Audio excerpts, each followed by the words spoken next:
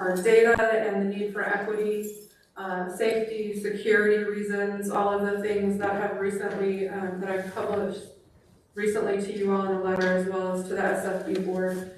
And then I'd also like to report that right after I was done with my minutes, Mayor Anaya was also on the phone today and really spoke very well about the safety aspect and the need for the school in Somerton, not only for equity, but for safety purposes, and the number of buses that run back and forth to Kofa High School from Somerton every single day. So I will be returning in November and with some more of our data, and I just wanted to report that happened today. Thank you, Ms. Thompson. Next on my report, I'm very excited. The best part of the whole meeting is to feature our high schools, and first up this meeting is Kofa High School. And again, the councils have presented virtually, and we'll be loading those up for you. The expert will be loading those up. I don't know about that right now. My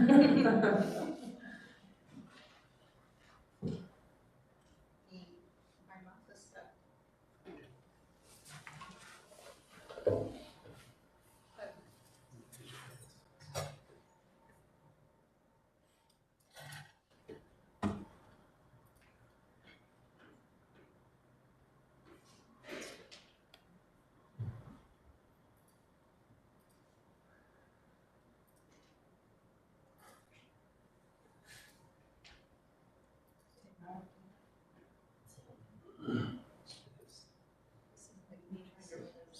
Mm-hmm. That looks like a nice background.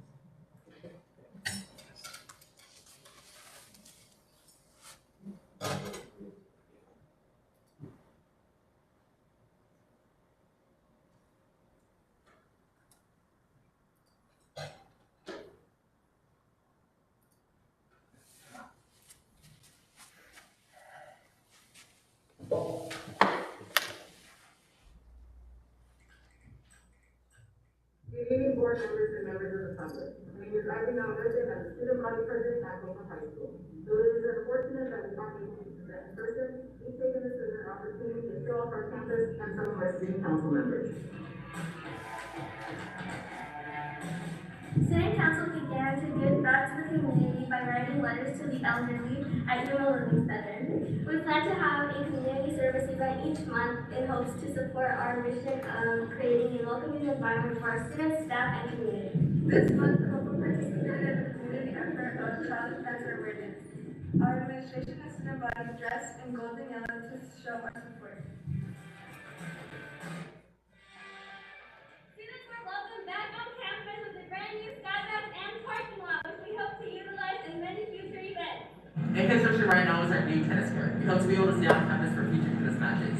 We're also excited to see the end result of our team castle, currently undergoing renovation.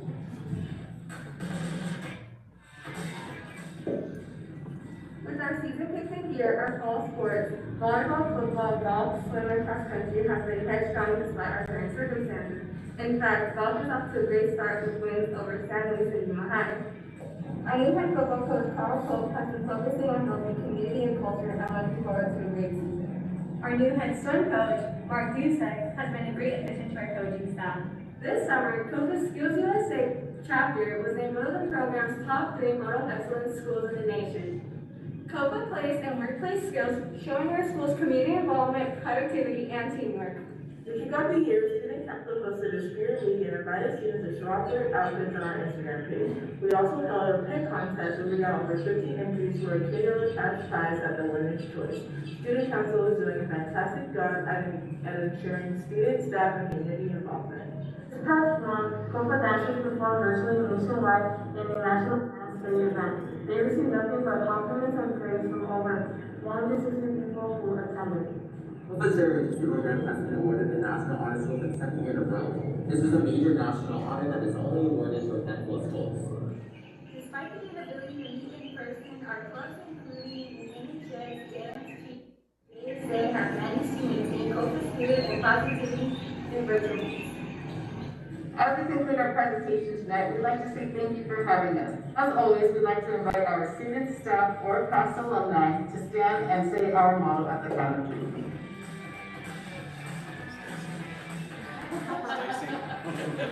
Once a king, always a king. I'm not thinking of it around.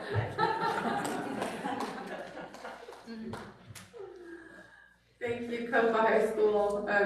I miss having them here and hearing their clear voices, but this is the world we live in, and they're doing such a great job with their video presentations. Next, we'll hear from San Luis High School. Good evening, my name is Alejandra Torres and I am this year's San Luis High School Student Body President. My name is Angel Martinez and I am this year's Student Body Vice President and we'll be walking you through the presentation. To start off, we can see we have a table of contents, which includes community service, outstanding achievements, staff and recognitions, and events. As our community service, Student Council has created a welcome back video to ensure a warm welcome starting our new schedule. Whether you're staying home, For joining us at school. we want to welcome You to San Luis High School. No one ever thought we would be in this situation. As a school, we strive to make the best from it. As part of our school, we hope you can do the same by helping others find the correct building, or helping them out with their schedules. In slowing the spread of COVID-19. UHSD Kids Network priority. We want your high school experience to be as memorable as possible. Whether it's joining a new club Or joining a sport you've never tried before. Let COVID-19 stop you from trying new high school experiences. We want you to feel as included as possible. feel free to reach out to Teachers. counselors. And your classmates. These circumstances are not ideal, but we as a school must come together. And stay positive.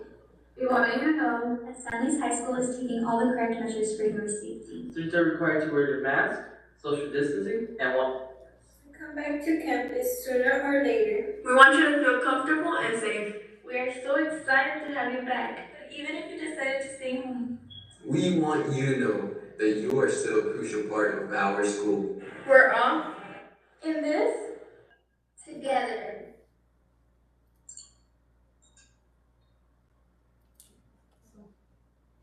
So now we move on to the outstanding achievements by students. For sports for the month of December, our athletes of the month were Vladimir Roda for boys golf and Ashley Milan for girls golf.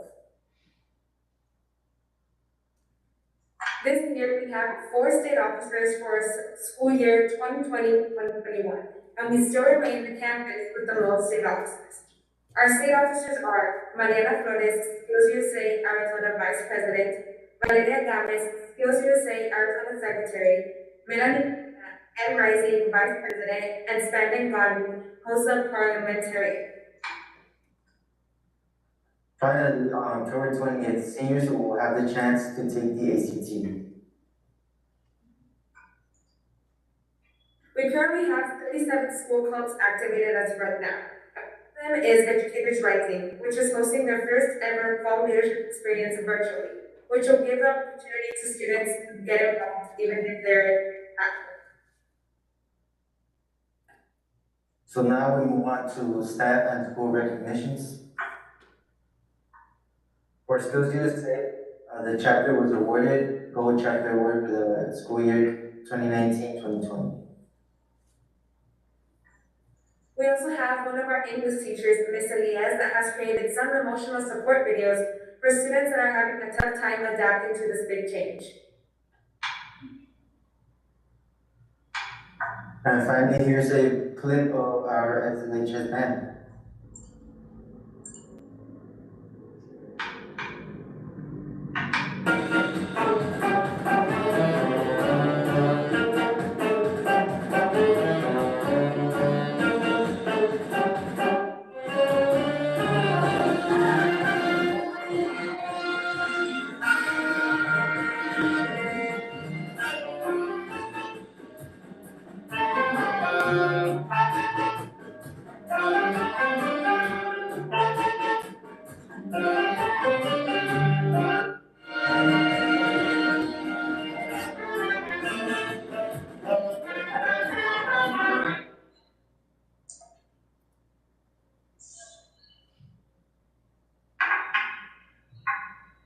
Thank you for walking with us for this presentation. Have a nice day. Awesome. And so isn't it awesome to see the kids just powering through, getting done what needs to be done, and they're just so motivating. Thank you for that. And now we have our Yuma High School presentation.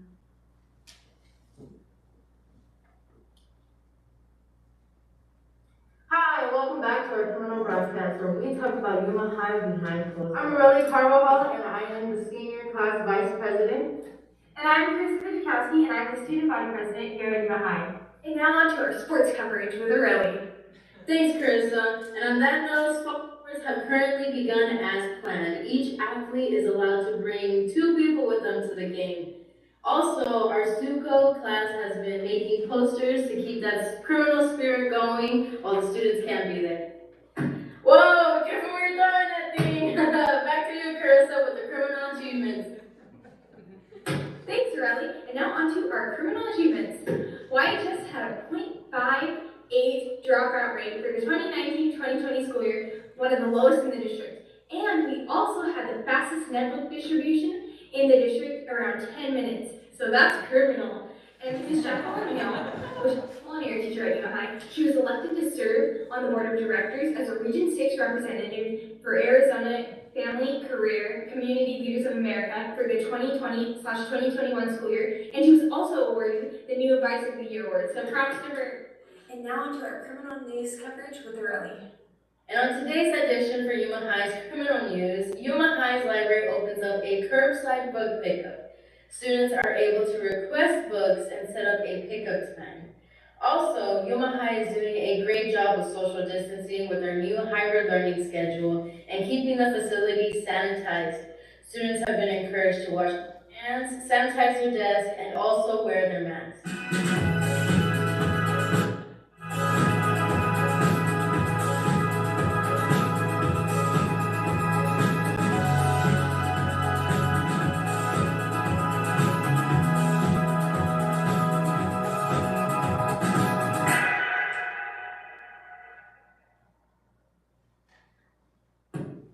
And on to Carissa with our final segment for today, criminal engagement. Thank you, Aurelie. And now on to our final segment for today, which is our criminal student/community engagement.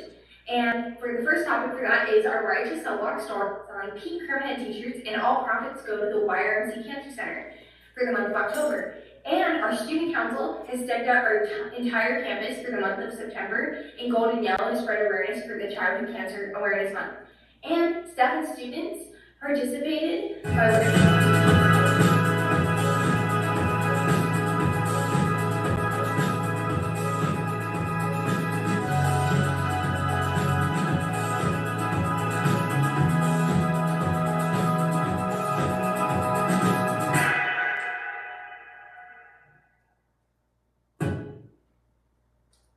And thank you for joining us on our criminal broadcast behind closed doors. Stay tuned for the next episode, and remember, It's always a great day to be a criminal. Thank you to all the schools and principals that are here with us. Please express our thanks to your students for their productions. It's always great. Next in my report, I am going to turn it over to Mr. Brienza. We have some special guests in the house and a special announcement. So he gets to do this fun stuff now. Yeah, but I have to follow the students, so that's a hard act to follow. This is very exciting though. So in the middle of the pandemic, in March, 3 Cibola High School teachers, Kim Atkins, Mari Eccles, and Patty Garcia, worked to develop a plan for students that would allow them to conduct real-time research and gain a better understanding of the world of agriculture through hands-on experience. With the help of the Yuma Union High School grant writers, Jessica Cecil and Raquel Phillips Scott, they were able to submit a grant proposal that would award them $15,000, and in August they received that. The awarding program, American Farmers Grow Rural Education, they allow local farmers to nominate school districts to participate in the grant. And the YUHSD received 3 nominations from those 3 teachers, giving Cibola High School an opportunity to apply for the $15,000, which they did receive. So the Yuma Union High School District was awarded this grant, totaling $15,000, and it's going to be used for science, technology, engineering, and math. We do have 2 of the teachers here today. There's actually 4 in the picture. One of them, Courtney McClellan, is a big supporter, and she's a science teacher, so I believe she's on the track. But we do have 2 of the teachers, so I would like Ms. Garcia and Ms. Eccles to come up and talk about the grant and what they're going to use it for. So congratulations. Thank you. So first of all, I also want to say thanks to Ms. Anderson and those people that are in charge of making sure we receive this information, because we wouldn't know that these opportunities are out there. We titled it Generation Green because we felt like we're in a transition with technology over the last 5-7 years. Technology's been huge in the classroom, but we also saw a drop in the amount of plant-related projects and research. So we wanted to tie that in and bring that back to our students, embracing technology. So now we have, ThinkPads and all these awesome ways to collect data. So tie that along with the opportunity to connect to our community, and we're, such a great place in Yuma with so many different resources that we can connect. So we're super psyched about being able, we kind of just dreamt of like this would be really cool.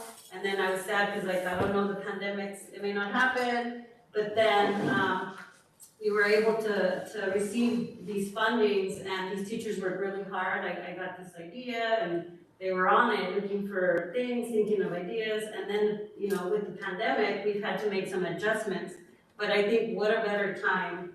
And there's so much need right now that, for our students to remember and, transitioning back into schools and adapting to all the changes. We've been sitting around and working with our administration on how do we make this happen so that it's equitable for our kids at home, so that they too have the same opportunity, so that we can do whole group instruction research and allow them to have individual research. So those kids that want to advance and go further, we want to support that. So this grant is going to be what allows us to provide that, financial support, those resources. So I'm really, really excited, and I'm really grateful for these ladies here that, along with all of our responsibilities, were willing to give their time aside to sit down and brainstorm. And it's like playing for us, because this is what feeds our kids in that inquiry and that rigor. And at the end of the day, what we want is to impact our community and to get these kids back, to give to Yuma, but to have a better life for themselves as well. Thank you. Thank you.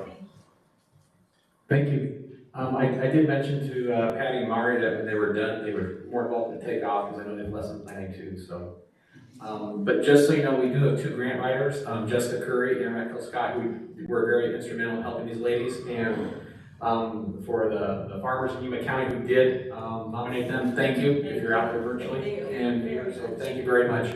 we hope to have the opportunity to share at the end to show you the outcomes, because this is all about data. So how many projects, how many kids, how did we make the impact? So we hope that we have the opportunity to share that after the end of the school year. Thank you. Thank you. Thank you very much.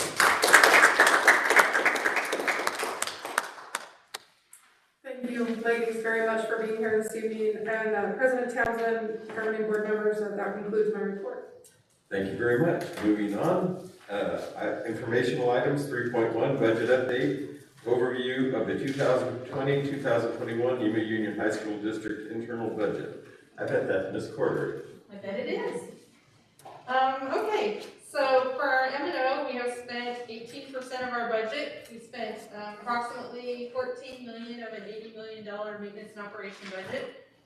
And for our capital, we have spent 1%, which equates to $140,000 of a $12.5 million budget. Along with that, I would like to, later in your agenda, for your consent agenda, there is the annual financial report on there as well. So I wanted to kind of take this time to review that before you vote on that or you ratify that. So I'll just, instead of going page by page and all that, I'll just hit on the highlights of what is included in that report. Now, remember, this is this is last year. So what the information I just gave you was about current year for 2019-20, and what I'm 21, and now I'm talking about 1920, so it's what was. Our M&O, we actually had a fund balance of $23.9 million that we are carrying over into the current year, and that's up almost $7 million from the prior year. Our capital is $8.2 million, so that is an increase of $1.3 million over where we were last year for our carryover funds. And our bond fund, we rolled over $10,043,000, so that is down $2.7 million, which we would expect as we spend the bond funds. We do need to spend that $10 million by the end of this fiscal year, as that's the end of our bond cycle from when we sold the bonds. So we do still have $19.5 million to sell for the Somerton High School, and part of this money is also dedicated to that as well. So our classroom site fund, we distributed $1.8 million more last year than the year before to our teachers that went into teacher pay. And then capital assets increased $3 million. That's due to improvements that we've done with bond funds to increase our assets. Our federal and state grants increased $1 million in revenue over the previous year. And to end on a positive note, our average teacher salary in 17-18, now this is different than the budget amounts you've heard in the past because this is based on actual, so we have teachers leaving and new teachers coming in. But in 17-18, our average teacher salary was $43,659. In 18-19, that increased approximately $5,000 to $48,215. And then last year, our average teacher salary was $50,992. That is, over those 3-year period, that is an increase of $7,333, or a 16.8% increase. And then we gave it an additional 5% this year for current year funding. So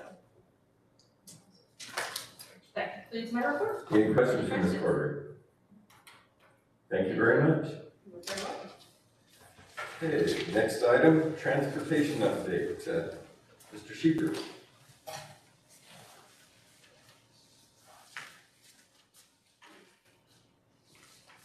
Thank you for inviting me to present to you.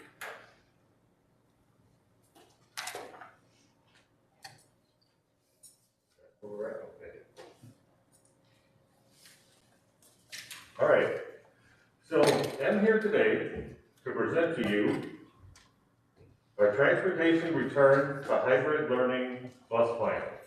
There it is. Our plan starts with providing a safe and healthy work environment for our employees. As you enter our building, you'll see some modifications. We have barriers in our offices, similar to what you see at your school sites. And of course, we really like the implementation of those little buses holding the, plexiglass up there. Our lounge area has been transformed to a place of gathering, to a place of distancing. Our employees are only in these common areas long enough to do their work duties. Temperature check stations have been installed by each of our time clocks. Employees check their temperature every time that they report to the work site. There's also hand sanitizer dispensers that have been placed throughout the work area.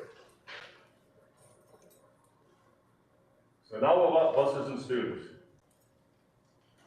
One of the first things parents and students will see when they come to the bus is a placard that tells them that face coverings are required anytime someone is inside the bus. Drivers will have some face masks if students attempt to board the bus without one. The driver will give them one for the day. Driver will also have some hand sanitizer to use as needed. And just like the rest of us, that guy's smiling under that mask. Now, if a student comes to the bus that's visibly sick, ill, or for any other reason should not be boarding the bus, the driver will keep them off the bus, contact our dispatch office. Dispatch office will get a hold of the parents that will come and take custody of the student. Most of our regular buses have 26 seats in them. As students board the bus, they'll start filling the seats from the back forward, one per seat. At the school, when they disembark, we're going to have the students disembark the bus from the front back. This should help support distancing on the bus with students standing in the aisle or waiting as they're getting on and off the bus. If students need to be paired together in the seats, we'll do it by siblings and students that get on and off the bus at the same bus stop, or in cohorts as we call it. Buses will be wiped down with disinfectant between each student group every day. High-touch areas are like handrails, the top of the seats, the back of the seats, any barriers or something like that that just normally get touched as people get on and off the buses.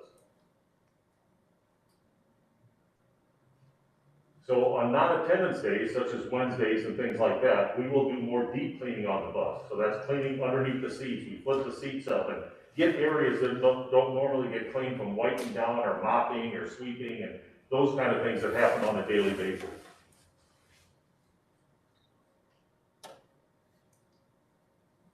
At the end of each day, we have people that go in and will fully disinfect the complete inside of the bus.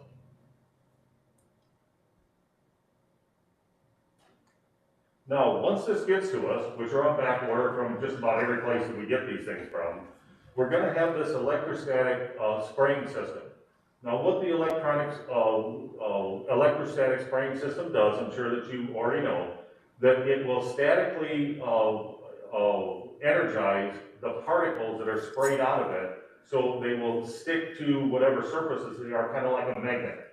It's almost like when you rub the balloon against your hair and your hair stands up. That's what it does to the particles when they come out of the electrostatic gun. All right, so staffing can be unpredictable with employees that being symptomatic or possibly needing to be quarantined. So if we're short on drivers and we've exhausted all other options we have about getting kids to and from school, there may be a need that we would have to cancel a bus run. Now, in the event we would have to cancel a bus run, we will send out a Blackboard Connect message to the parents of the students for that particular bus run. We'll also include the principal of the schools in that communication. Information will be sent out as soon as possible when a decision is made that we have to cancel a bus run, but that will be our last resort for something like that to happen.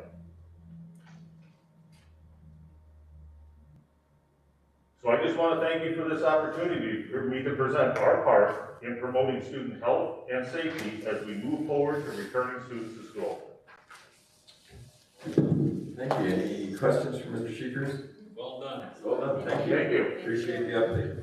Ron, thank you so much for being here tonight, and I have to tell you, like, this was so overwhelming when we were starting to think about even running buses and just how do we, thank you for making this a reality and for going to such extent, and also please thank your staff, because there's somebody that's on the other end of that spray bottle and that rag, and it all has to be done by hand, so thank you so much for everything. Thank you.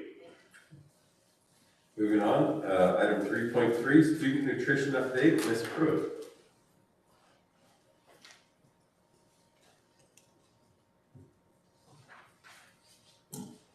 Good evening. Thank you for the second opportunity to come and present to you on our updates within the Student Nutrition Department. Later this evening, you are going to be reading and hopefully approving a proclamation in regards to National School Lunch Week.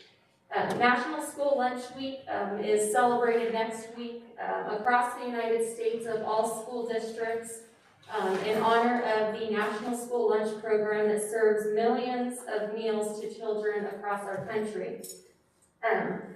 With the start of the pandemic, student nutrition departments were presented with a unique challenge to change their entire way of serving to continue to reach children. I'm happy to say that in that process, I have a wonderful team who did a tremendous job with that transition. There have been a lot of changes since school closures in March for us. And so I would like to introduce a few of those individuals via the screen.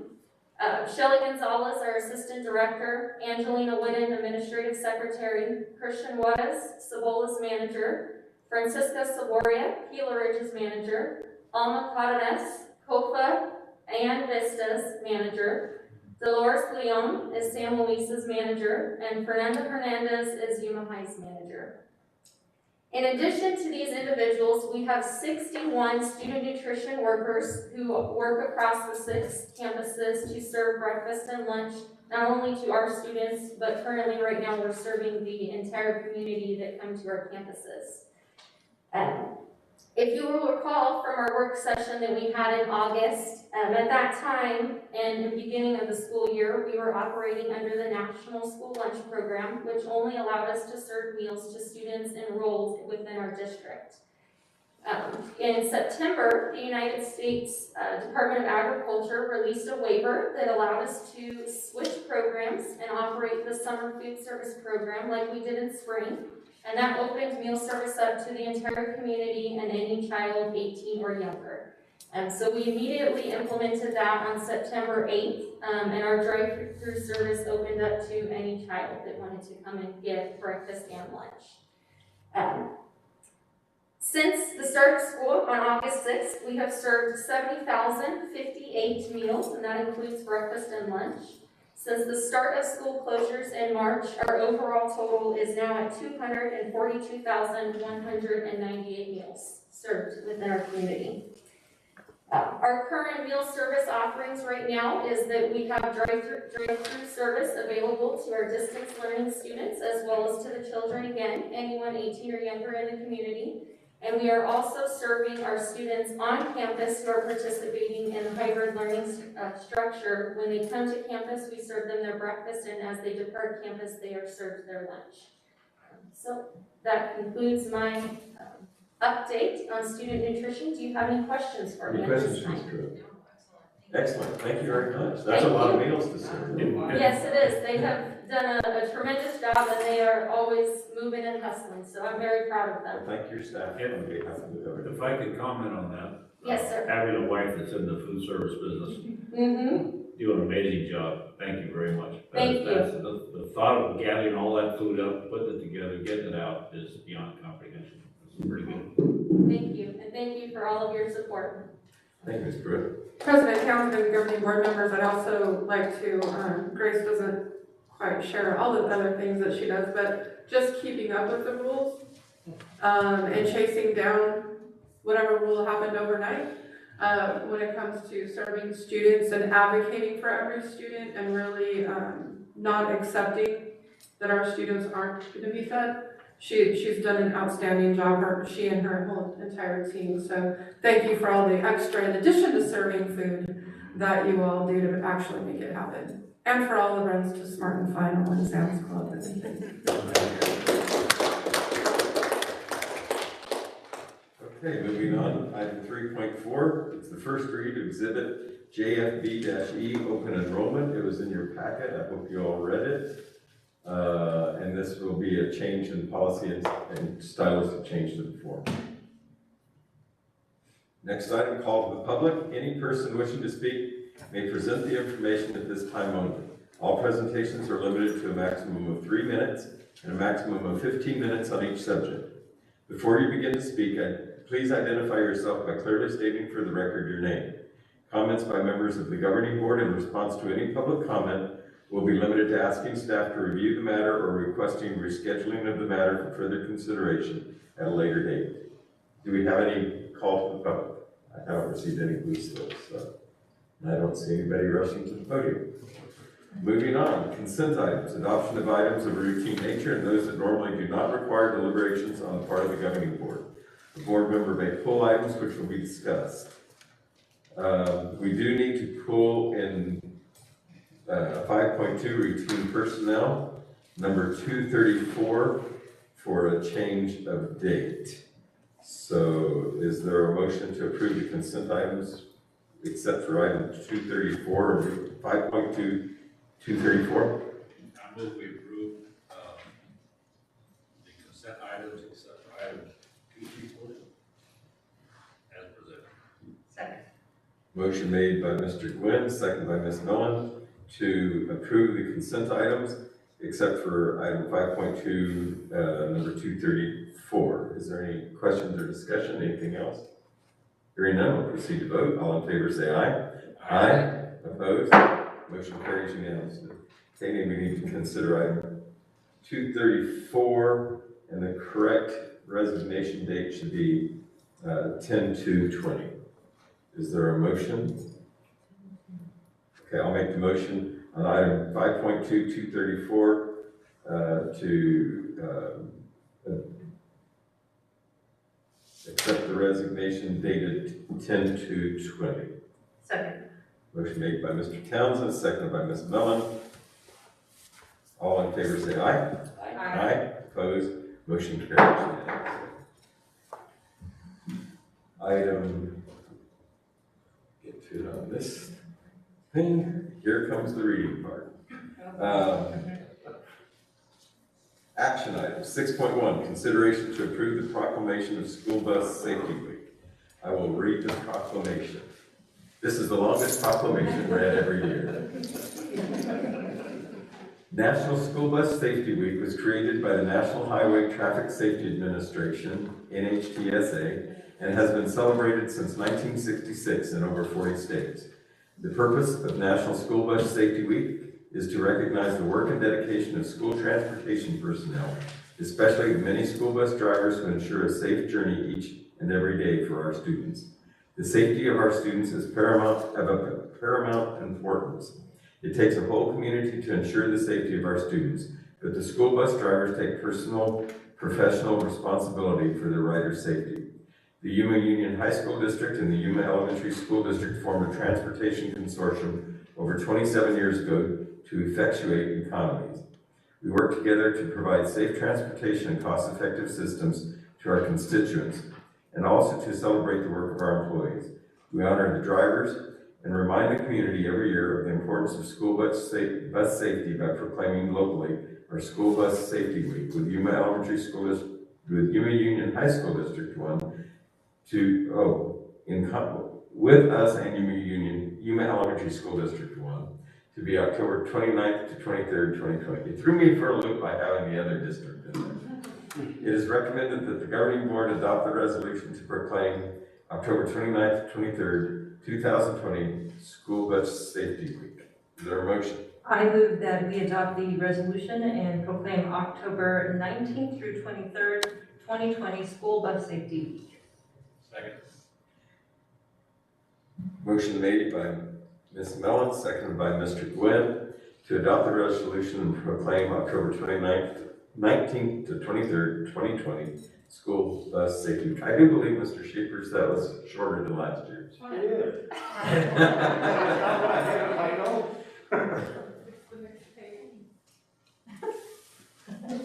Oh my gosh.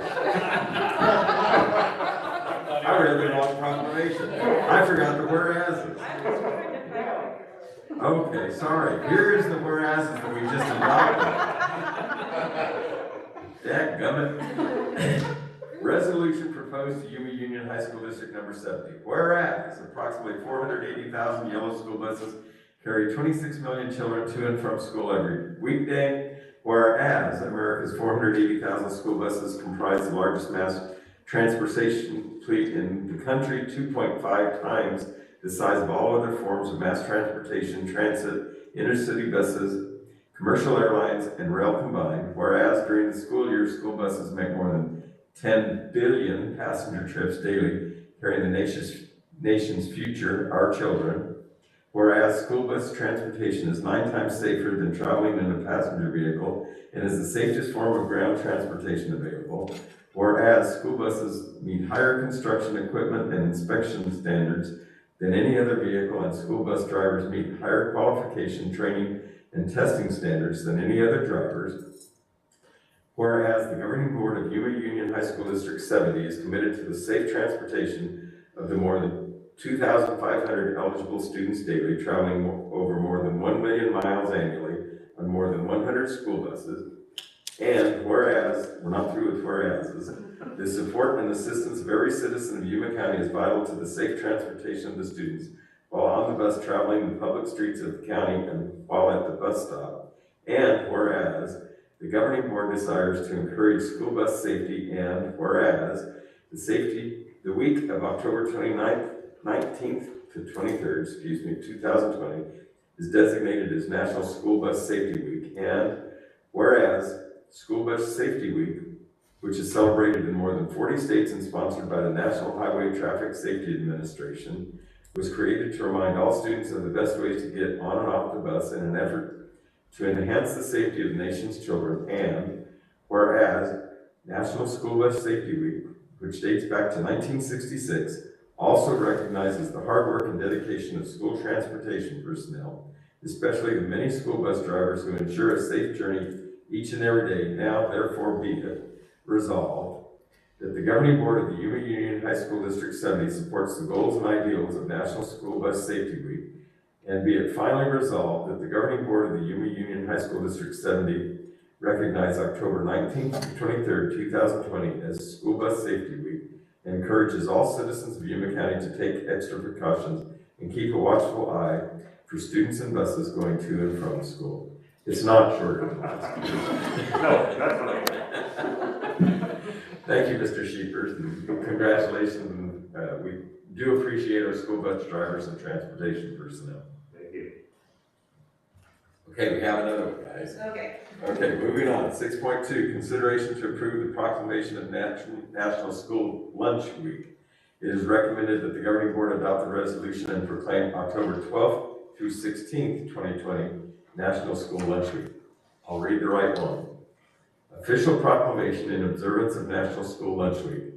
Whereas the National School Lunch Program has served our nation admirably for over 60 years through advanced practices in nutrition education, and whereas the National School Lunch Program is dedicated to the health and well-being of our nation's children, and whereas the National School Lunch Program has been joined through the years by many other excellent programs for children, and there is evidence of continued need for nutrition education and awareness of the value of school nutrition programs. Now, therefore, we, the governing board of the Yuma Union High School District Number 70, do hereby proclaim the week of October 12th through 16th, 2020 as National School Lunch Week. And we encourage all residents to learn more about the nutritional programs and acknowledge the school lunch program for its contribution to the health and success of Yuma children. Is there a motion? So moved. Motion made by Mr. Gwynn, second by Ms. Mellon, to adopt the resolution and proclaim October 12th through 16th, 2020, National School Lunch Week. Any questions, comments? Anybody else want to read another proclamation? Okay, all in favor say aye. Aye. Opposed? Motion carries unanimously. Consideration to accept donations, item 6.3. I get to read some more. Gila Ridge High School, Chick-fil-A donated $150 to Gila Ridge High School to be used to purchase a mascot costume. Stage Boosters donated $3,464.64 to the Gila Ridge High School drama program to be used as needed. At Kofa High School, Mr. Alfonso Lara created and donated a video to Kofa High School. The video is an introduction on all Kofa High School counselors. The estimated value of the donation is $300. United Way of Yuma County donated 84 backpacks with supplies to Kofa High School to be used for students in need. Estimated value of the donation is $1,008. To Vista High School, donors choose donated books, furniture items, and accessories to Vista High School for classroom use. The estimated value of the donation is $1,897. To Yuma High School, Miss Roxanne Dewar Murphy donated a Keurig coffee maker and coffee supplies to Yuma High School to use by staff on a daily basis. Estimated value of the donation is $167. To the Yuma Union High School District, CSL Plasma donated face masks to Yuma Union High School District to be used as needed. Estimated value of the donation is $50. It is recommended that the governing board accept the above listed donations. Is there a motion? I move that we accept the above donations. Second. Motion made by Ms. Mellon and second by Mr. Locke to accept the above listed donations with gratitude. Any questions or comments? We do appreciate the generosity of the community for all these things. It's greatly appreciated. I would look forward to reading those. So, hearing none, we'll proceed to vote. All in favor, say aye. Aye. Opposed? Motion carries unanimously. Moving on to 6.4. Consideration to approve education affiliation agreement with Life Care of Yuma. It is recommended that the governing board approve the education affiliation agreement with Life Care of Yuma. It was in your packet. I'm sure you all read it. Ms. Thompson, would you like to add anything? No, it's not necessary. Ms. Honeycutt has done a nice job with the background, and this allows our students to continue in their work. Any questions, comments? Is there a motion? I move that we approve the education affiliation agreement with Life Care. Second. Motion made by Mr. Gwynn, seconded by Mr. Law to approve the education affiliation agreement with Life Care Agreement. Any questions or comments? Discussion. All in favor say aye. Aye. Opposed? Motion carries unanimously. Moving on to item 6.5. Consideration to approve the intergovernmental service agreement with Maricopa County Air Quality Department. It is recommended that the governing board approve the intergovernmental agreement with Maricopa County Air Quality Department to assist with the purchase of 2 new buses. Is there anything you'd like to add, Ms. Thompson? No, I feel like Ms. Cornery and Mr. Sheepers have been working on this for a really long time. No, this is the second one. The second round? We did it 2 years ago, and Right. this is a new one. So, did we do this very, for something? very exciting to recognize new buses. Is there a motion? I move that we approve the intergovernmental agreement with Maricopa County Air Quality Department to assist with the purchase of 2 new buses. Second. Motion made by Ms. Mellon, second by Mr. Gwynn, to approve the intergovernmental agreement with Maricopa County Air Quality Department to assist with the purchase of 2 new buses. Is there any questions or discussion? What, a quick question. What happens to the old buses? They get traded in. Oh, they get traded in? Yeah, and they actually get scrapped. So we trade them in, and the company that we buy the buses from, there's a certain scrapping criteria they need to have because the buses can't operate any longer according to the grant. Okay, good. Okay. Are these new buses, unless I missed, are they the propane? These will be. They will Yes. be? Yeah, right, okay. That's good.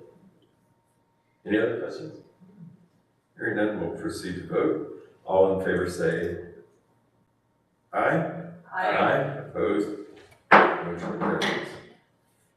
Next item is the consideration to approve the intergovernmental indemnity agreement between the Yuma Union High School District and the City of San Luis for volleyball events.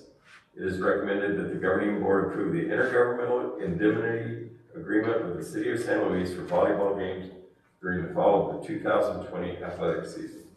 Is there a motion? Or Ms. Thompson, do you want to expand on that any? I can ask Mr. Brianza to explain. He's been working with the City of San Luis, and we're thankful for their partnership. Yes, actually, to comply with the executive order of Governor Ducey, in order to receive permission to have more than 50 people in a gathering, you need to have permission from the city government or the county supervisors. In this case, it would be San Luis, and the mayor has streamlined the process, and there's a proclamation attached to this. So other cities require you to have a permit process in place, but the city of San Luis has a proclamation and then this intergovernmental agreement, which will cover us, allow us to have events with more than 50 people, which includes 2 spectators per student athlete, which just puts us over 50. So in order to streamline it, Mr. Barrios, the athletic director, assistant principal down in San Luis, has worked very closely with San Luis to make sure that everything's in place, that the streamlined process can take place for the fall. And I would anticipate if the board does approve this, then we'll look at doing it for the winter and the spring sports seasons. So questions? It's for the parents. Well, it's actually for, because of the mask mandate as well. So it's for the parents. For volleyball, you'll have less than 50 people in the gym, but in order to have more than 50, which would include the parents and or whoever's invited by the student athlete, the student athletes get to choose whether it's a parent and a friend or 2 parents, but it's a combination of 2, but yes. Is there a motion? I move we approve the intergovernmental indemnity agreement with San Luis, the city of San Luis volleyball game during the fall 2020 athletic season. Second. Motion made by Mr. Quinn, seconded by Mr. Lara, to approve the intergovernmental indemnity agreement with the city of San Luis for volleyball games during the fall 2020 athletic season. Is there any more questions or discussion? Thank you very much. All in favor say aye. Aye. Opposed? Motion carries unanimously.